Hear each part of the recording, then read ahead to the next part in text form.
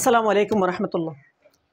আমরা মুনাফা টপিকটা শেষ করে ফেলছি এবং আমি প্রতিবারের মতো প্রত্যেকটা টপিক শেষ করার পরে ওই টপিকের যাবতীয় সকল তথ্য এক গুছিয়ে মানে যত রকম সূত্র আছে সবগুলো সূত্র এবং যাবতীয় সকল তথ্য গুছিয়ে একসাথে আমি আপনাদেরকে ছোট করে একটা ক্লাস দিই।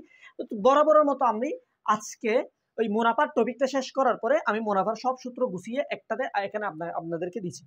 জাস্ট আমি একটু দেখা দিচ্ছি। দেখেন, আমরা সরল মুনাফা মনে রাখবো I equal P R N.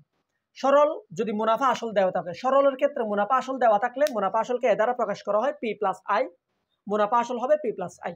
আচ্ছা, মুনাফা আসল দেওয়া থাকলে যদি পি এর মান বের করতে হয়, মুনাফা আসল দেওয়া থাকলে যদি পি এর মান বের করতে হয়, আসল বের করতে হয়, তাহলে 100 P by 100 plus R N. আচ্ছা, যদি সুদ আসল আসলে 3 গুণ 4 গুণ এইরকম কিছু দেওয়া থাকলে যদি বছরের মান নির্ণয় করতে হবে, তবে আপনি মনে রাখবেন পরের গুণ মাইনাস 1 ইন্টু বছর। এটা শুধুমাত্র ফ্রিলির জন্য, শুধুমাত্র ফ্রিলির জন্য, মানে এমসিকিউর জন্য। আচ্ছা, আলাদা আলাদা মুনাফা আসল দেওয়া থাকলে এক্স প্লাস বিএক্স প্লাস এ প্লাস বি, এগুলো বিস্তারিত আমি আপনাদেরকে ক্লাসে বুঝিয়ে দিচ্ছি। এখানে জাস্ট সূত্রগুলো একসাথে করে দিচ্ছি। চক্রবৃদ্ধি মুনাফা বা মুনাফা আসল বা মূলধন দেওয়া থাকলে মূলধন বের করতে হলে সেই সূত্র হচ্ছে C equal P into 1 plus R to the power N. আচ্ছা, আপনাকে যদি বলা হয় চক্রবৃদ্ধিতে পার্থক্য 2 বছর হলে পার্থক্য কত, তাহলে শর্টকাট এমসিকিউর জন্য পি আর স্কোয়ার পার্থক্য বের করতে হলে।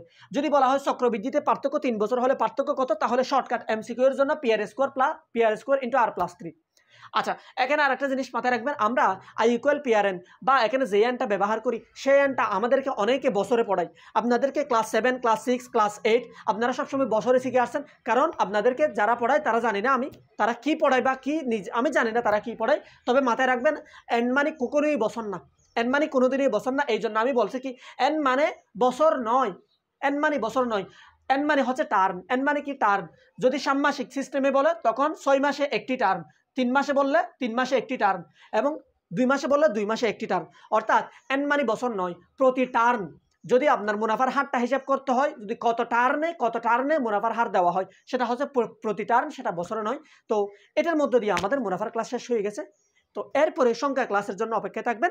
এভাবে আমরা জবের বীজগণিত, পাটিগণিত, জ্যামিতি, মেন্টাল এবিলিটি, ইংলিশ সব কিছু আমার কোর্সে পাবেন। তো কোর্স বিক্রি করতেছি না, কোর্সগুলো ফ্রিতে পাওয়া যাবে ইউটিউবে। ওকে, ভালো থাকবেন। আসসালামু আলাইকুম রহমতুল্লাহ।